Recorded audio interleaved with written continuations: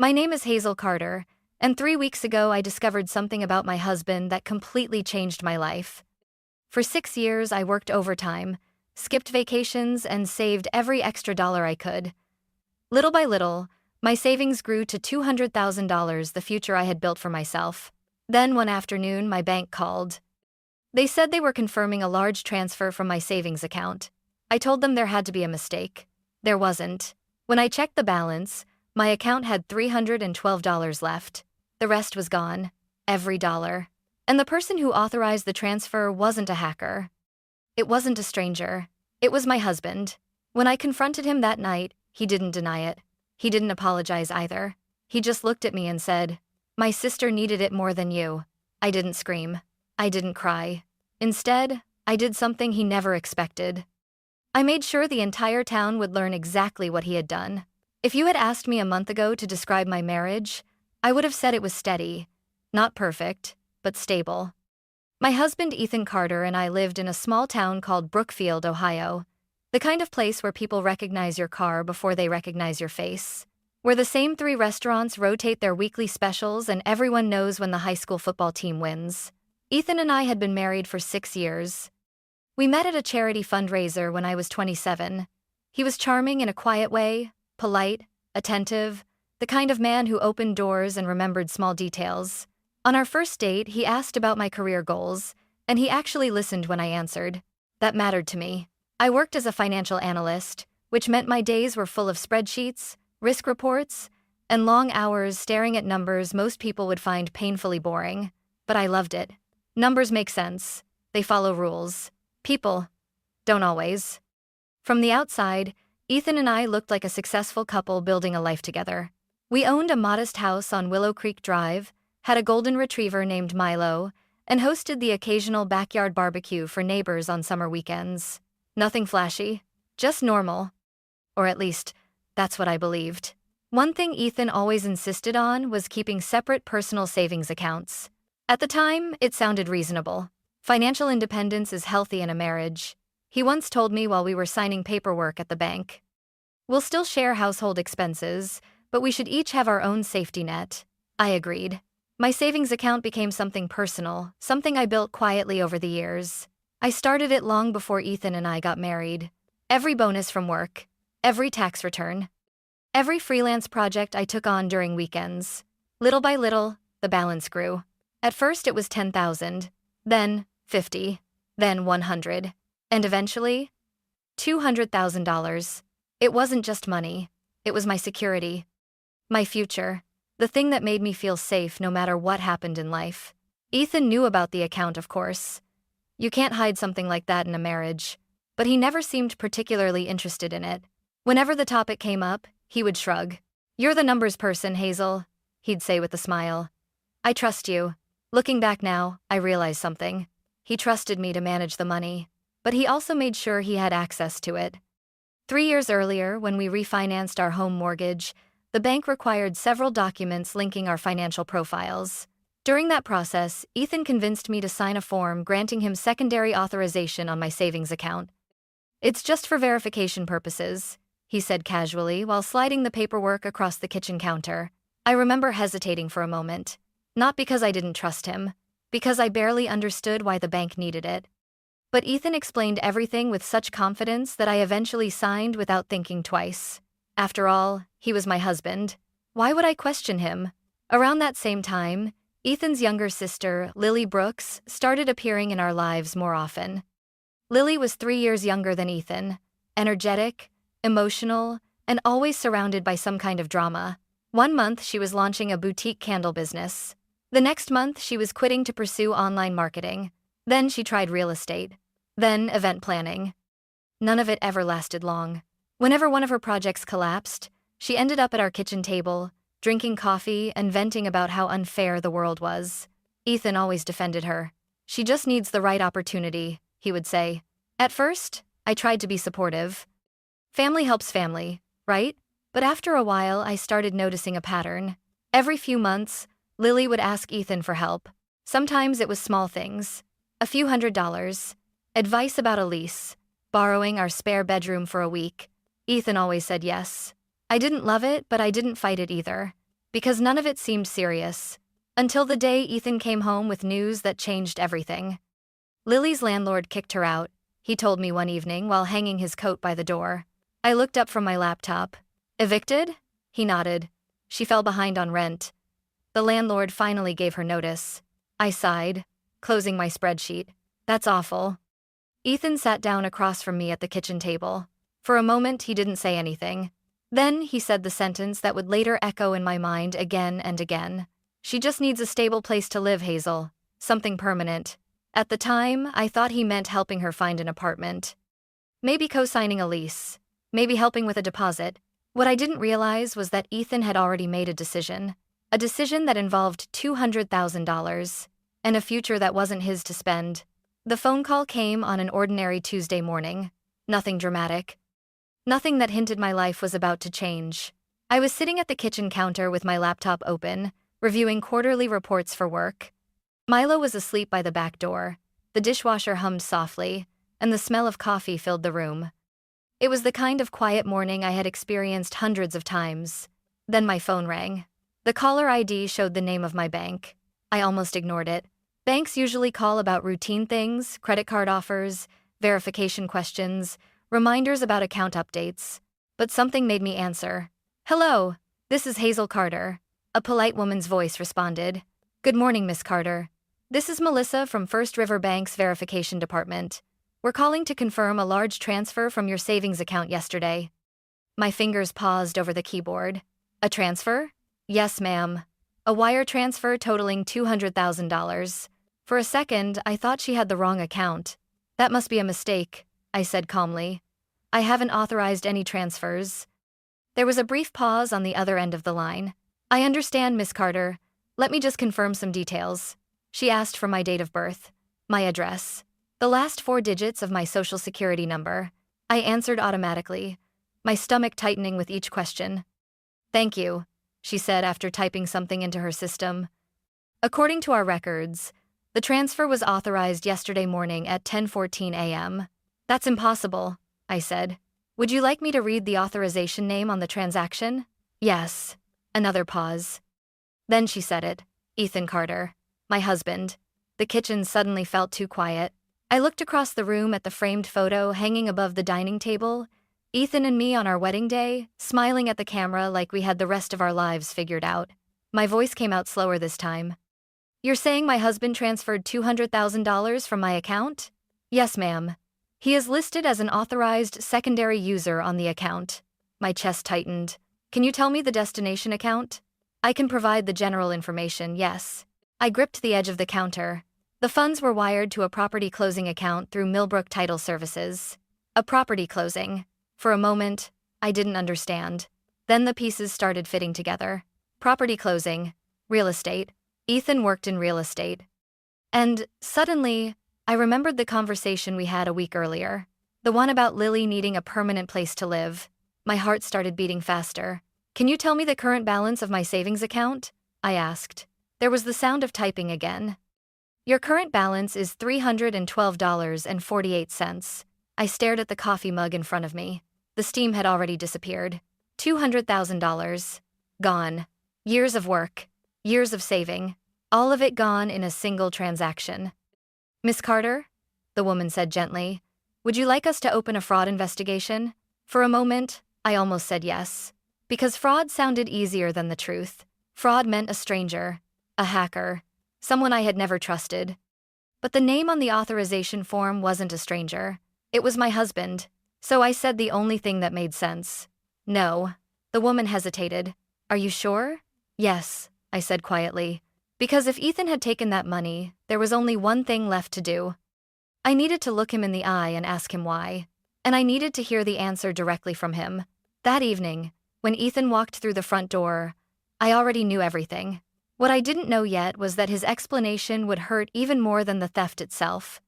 Ethan got home around 6 that evening. I heard his truck pull into the driveway before I saw him. The familiar sound of the engine shutting off, the door closing, his footsteps crossing the front porch. For a moment, I just sat at the kitchen table, staring at the bank statement open on my laptop. $200,000. Transferred at 10:14 a.m. Authorized by Ethan Carter. The front door opened. "Hey, Hazel," he called casually.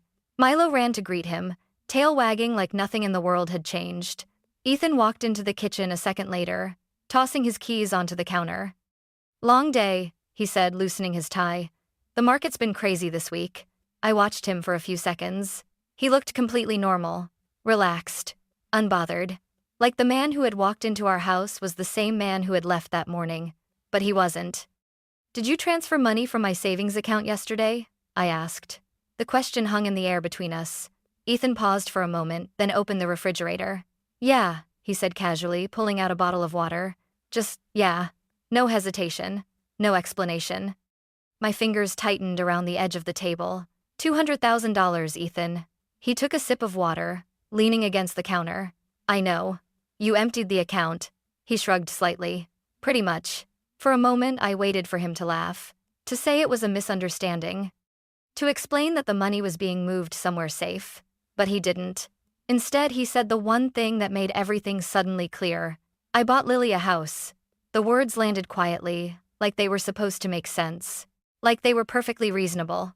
My voice felt strangely calm. "You bought your sister a house with my life savings." Ethan frowned slightly, like I was overreacting. "It's not like that." "Then explain it to me." He set the water bottle down and crossed his arms. "Lily was about to be homeless, Hazel. What was I supposed to do? You could have talked to me. I knew you'd say no." I stared at him. "So you decided for me. It's family," he said. As if that explained everything. My chest tightened. "That money took me 10 years to save." "You'll make it back." The words came out so easily, so casually. Like he was talking about replacing a broken phone instead of 10 years of someone's life. I shook my head slowly. "That wasn't your decision to make." Ethan sighed, clearly annoyed now. "You're acting like I stole something." I didn't answer, because that was exactly what he had done. He must have seen it on my face. "Hazel, come on," he said, his tone sharpening. "Lily needed a place to live, and I needed that money for my future." He rolled his eyes slightly. "You have a great job. You're good with money." Then he said the sentence that ended everything. "She needed it more than you." The room went silent. Not the comfortable silence of two people sharing space. A heavy, empty silence. I waited for the apology that never came. Instead, Ethan picked up the remote and turned on the television. Like the conversation was already over. Like my future was just another expense he had decided to cover. I stood there for a long moment watching the man I had married behave like none of this mattered. Then I realized something. Ethan wasn't sorry. He didn't think he had done anything wrong. He thought I would accept it. He thought I would forgive him. He thought I would move on. And that was the moment I made my decision. I didn't scream. I didn't cry. I didn't throw anything or threaten divorce. Instead, I quietly closed my laptop and went upstairs. Because Ethan had made one mistake. He assumed I would react emotionally. What he didn't realize was that I understood something far more powerful than anger. I understood evidence. And by the time I finished reviewing the documents in my office that night, I realized something Ethan clearly didn't. The money he took wasn't just savings. It was part of a legal inheritance trust, which meant what he had done wasn't just betrayal. It was a crime. That night, Ethan slept like nothing had happened. I could hear him snoring softly from the bedroom while I sat in the small office at the end of the hallway, the glow from my laptop lighting the room. The house was quiet, too quiet. On my screen were the documents I hadn't looked at in years. The account agreement, the inheritance paperwork, the trust documents my grandmother had arranged before she passed away. At the time, I hadn't paid much attention to the legal details. My grandmother had simply told me the money was meant to help secure my future, and that the bank would manage the structure until I decided how to use it. But now, those documents mattered more than anything. I read every page slowly, carefully, and around midnight I found the line that changed everything. The account Ethan emptied was protected under a legal inheritance trust, which meant something very important. The funds were not legally considered shared marital assets. They were protected trust assets. And more importantly, any unauthorized use of that money, even by a spouse, could be classified as misappropriation of trust funds. I leaned back in my chair and exhaled slowly. Ethan had thought this was just a financial decision inside a marriage. He thought the worst thing that could happen was an argument. But legally, what he had done was much more serious. He hadn't just taken money. He had transferred protected funds without the beneficiary's consent, which meant there was a paper trail. A very clear one. The bank authorization, the wire transfer, the property closing. Everything. And unlike emotions, paperwork doesn't lie. The next morning, I made a phone call. Law office of Sloan and Becker, a receptionist answered. "Hi," I said. "I'd like to schedule a consultation with an attorney regarding a financial matter involving a trust account."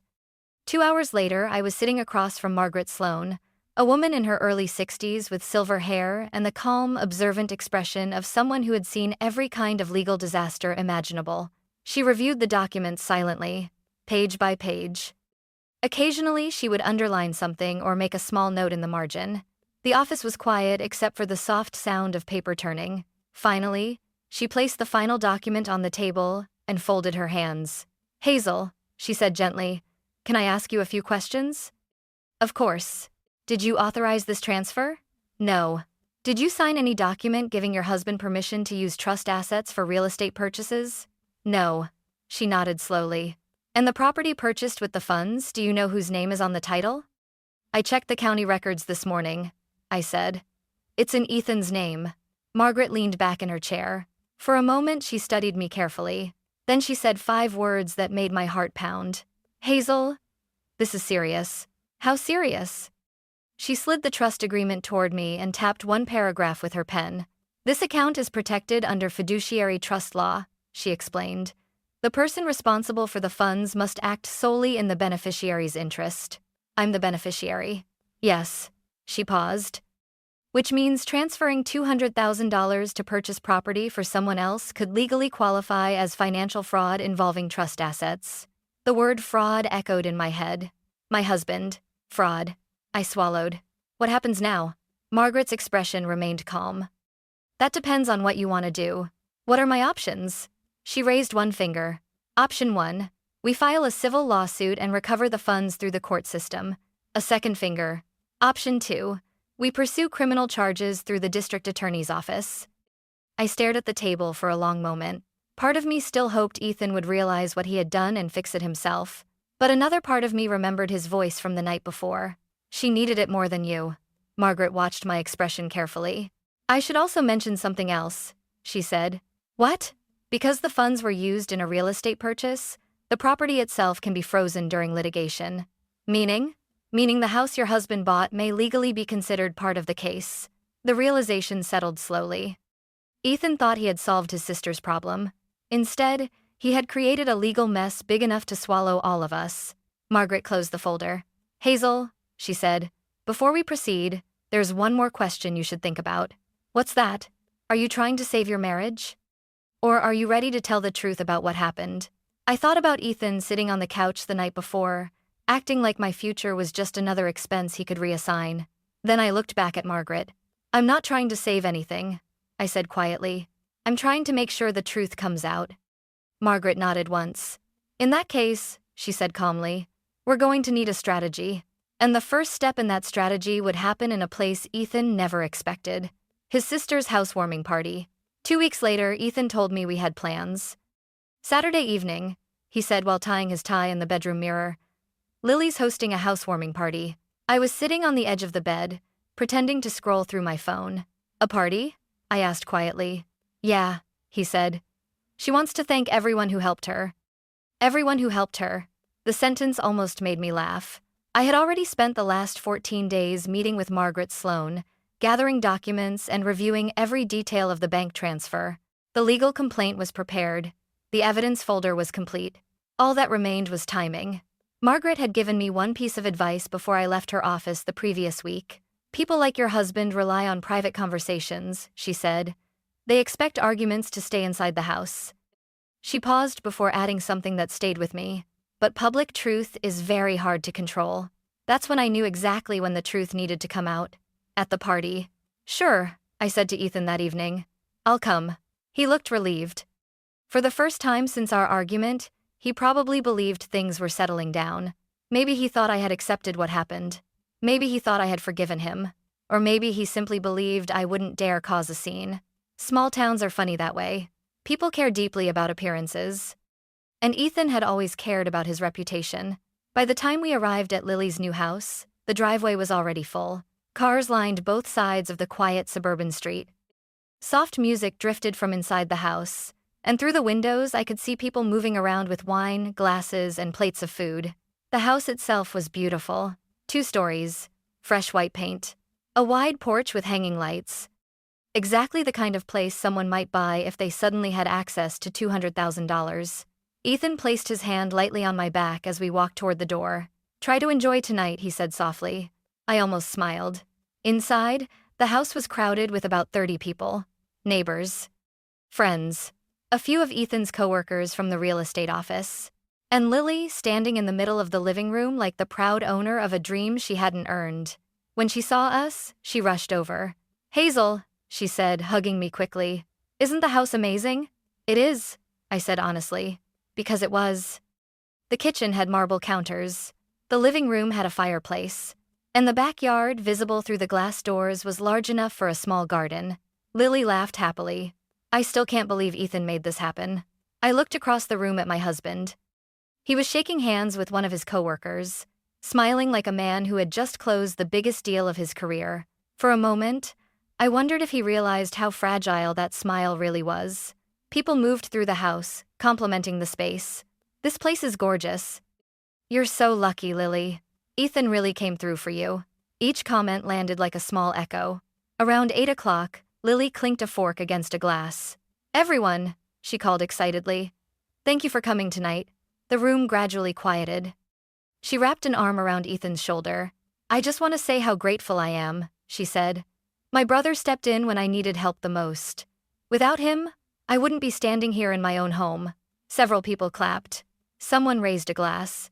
"To Ethan." More applause followed. Ethan smiled modestly, raising his drink slightly. The perfect moment. I stood up slowly. At first, no one noticed. Then someone near the couch turned toward me. "Hazel?" a neighbor asked. I stepped forward into the center of the living room. 30 conversations stopped at once. Ethan looked confused. "What are you doing?" he whispered. I took a breath. Then I said the one sentence that changed the entire evening.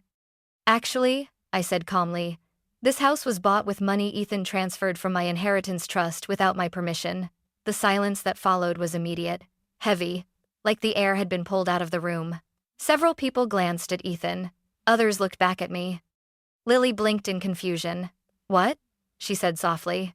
Ethan's face drained of color. "Hazel," he said quickly, forcing a laugh. "This isn't the time for jokes." "I'm not joking." I pulled a folder from my bag and placed it on the coffee table. Inside were printed copies of the bank transfer, the trust agreement, and the property closing statement. "All of the documentation is here," I said. Someone near the doorway stepped closer. "Are you serious?" a man asked quietly. I nodded. The money used to buy this house came directly from a protected trust account in my name. The room remained completely silent. Ethan's confident smile had disappeared. Now he looked like a man realizing the ground beneath his feet wasn't solid anymore.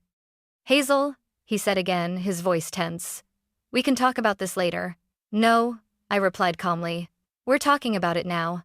Because the truth had finally stepped into the room. And once the truth is spoken out loud, it has a way of spreading far beyond the walls of a single house. For a moment after I spoke, no one moved. 30 people stood frozen in Lily's living room, their eyes shifting between me and Ethan like they were watching a tennis match they didn't understand yet. Ethan was the first to react. "Hazel," he said quietly through clenched teeth, "can we talk outside?" His voice had changed. The confident tone he used with clients and neighbors was gone. In its place was something tighter, controlled. But I didn't move. "No," I said calmly. "There's nothing to discuss privately." A murmur spread through the room. Lily looked from Ethan to me, her expression slowly turning from confusion to concern. "Wait, what is she talking about?" she asked. Ethan ran a hand through his hair. "She's exaggerating," he said quickly. "It's just a misunderstanding about some money." I opened the folder again and slid one of the documents across the coffee table. "This is the bank transfer from my trust account," I said. Another paper followed. "And this is the property closing statement from Millbrook Title Services." Someone picked up the documents. Within seconds, 2 more people leaned over to read them. The quiet room filled with the low sound of people whispering. Ethan's coworker Mark frowned as he scanned the page. "Ethan, this says the wire transfer came from Hazel's account." Ethan tried to laugh again, but it sounded forced. It's a shared situation. We're married. I shook my head. It's not a shared account. Then I added the part Ethan hoped I would never say out loud. It's a protected inheritance trust. That changed the tone of the room immediately, because in a town like Millbrook, people might not know the details of trust law, but they understood one thing clearly. Inheritance money belongs to the person who inherited it, not their spouse. Lily stepped forward slowly. Ethan, she said carefully. Is that true? He avoided her eyes. It's complicated.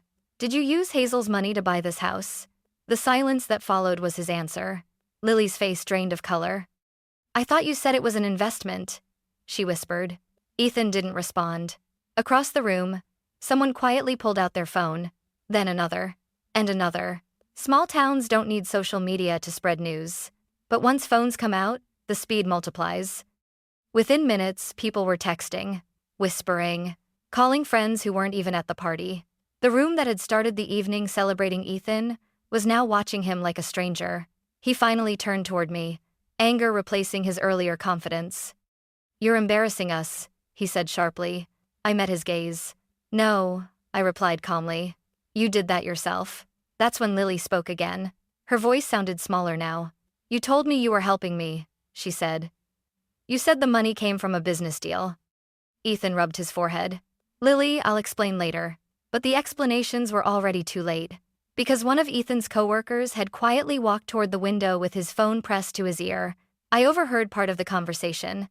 Yeah, you might want to check the property closing on Oak Ridge Street. My lawyer Margaret had predicted something like this. Once the truth became public, things would start moving quickly. And she was right. By the next morning, half the town had heard the story. By Monday, the bank had flagged the transaction. And by Wednesday, Margaret Sloan filed an emergency civil claim requesting the property purchase be reviewed as part of a financial fraud investigation, which meant the house Lily had just moved into was suddenly frozen in a legal dispute. Ethan called me that afternoon. His voice sounded nothing like the confident man from 2 weeks earlier. Hazel, he said, you need to stop this. I didn't start it, I replied. You're blowing this way out of proportion. I looked down at the paperwork on my desk. The trust agreement. The transfer records. The legal complaint Margaret had filed. $200,000. Years of my life. You're right, I said quietly. He sounded relieved for half a second. Until I finished the sentence. It's not out of proportion. It's just finally out in the open. And in a town like Millbrook, once something becomes public, there's no way to quietly pull it back again. Because people weren't just talking anymore. They were asking questions. Questions Ethan couldn't answer. And the answers were now sitting in a legal file on Margaret Sloan's desk, waiting for the court to read them. Within a week, the story had spread across Millbrook, not because I posted anything online. I didn't need to. In small towns, information moves in quieter ways, through coffee shop conversations, through church parking lots, through the grocery store checkout line. By the following Friday, people were no longer whispering. They were asking direct questions. And those questions were aimed at Ethan. At first, he tried to control the narrative. He told people it was a private financial disagreement between spouses. He said, I was exaggerating. He said the money had been a temporary loan. But the problem with explanations like that is simple. Paperwork exists. And once a legal case begins, paperwork has a way of surfacing. 3 weeks after the housewarming party, Margaret Sloan called me. Her voice sounded calm, but there was a firmness to it. Hazel, I have an update. I stepped outside onto the porch while Milo circled the yard. What happened? The court approved our request for a property review, she said. I leaned against the railing. What does that mean exactly? It means the house purchased with your funds is now considered part of the legal dispute. In simpler terms, the house Ethan bought for Lily was no longer entirely his. It had become evidence, Margaret continued. The court has issued a temporary restriction on the property while the financial investigation moves forward. So the house can't be sold? Correct. And it can't be transferred either. I closed my eyes for a moment. 2 weeks earlier, Ethan had stood in that living room surrounded by friends, accepting congratulations like a hero. Now the house had become a legal problem with his name attached to it. That same afternoon, Ethan showed up at our house. For the first time since the party. He knocked harder than necessary. When I opened the door, he looked exhausted. His hair was messy and there were dark circles under his eyes. "We need to talk," he said. I stepped aside and let him into the living room. He didn't sit down. He paced. "Hazel, you've made your point," he said. "People know about it now. That wasn't the point." "Yes, it was," he snapped. "You wanted to embarrass me." I watched him calmly. "This isn't about embarrassment." "Then what is it about?" "Accountability." He shook his head, frustrated. "You could have handled this privately." I crossed my arms. "You could have asked before taking my savings." The room went quiet. For a moment, Ethan looked like he might finally admit what he had done. Instead, he changed direction. "Lily didn't know," he said. That caught my attention. "What?" "She thought the money came from a business investment." I studied his face carefully. For once, he looked sincere. "She really didn't know?" I asked. "No." Later that evening, Lily called me. Her voice sounded shaky. "Hazel, I need to say something." I sat down at the kitchen table while she spoke. "I didn't know where the money came from," she said. "Ethan told me it was an investment from one of his real estate partners." I believed her. Because if Lily had known the truth, she probably wouldn't have stood in that living room thanking him in front of 30 people. "I'm sorry," she said quietly. "I know you didn't do this," I replied, "but the house still needs to be part of the case." "I understand." 2 days later, Lily packed her belongings and moved out. Not because the court ordered her to. Because she said she didn't want to live in a house that had been bought with someone else's future. That left Ethan alone with the consequences of his decision. 6 weeks after the investigation began, the court issued its ruling. The house would be sold. The proceeds would go toward restoring the trust funds. And Ethan would be responsible for additional financial penalties tied to the unauthorized transfer. When Margaret told me the news, I felt something unexpected. Not victory. Not satisfaction. Just a quiet sense of closure. Because the truth had done exactly what it was supposed to do. It had brought everything into the light. And in the light, Ethan finally had to face something he had avoided for weeks. Responsibility. 3 months after the court ruling, the house on Oak Ridge Street was sold. I didn't go to the closing. Margaret Sloan handled everything on my behalf. But she called me later that afternoon. "The funds have been returned to the trust account," she said. For a moment, I didn't answer.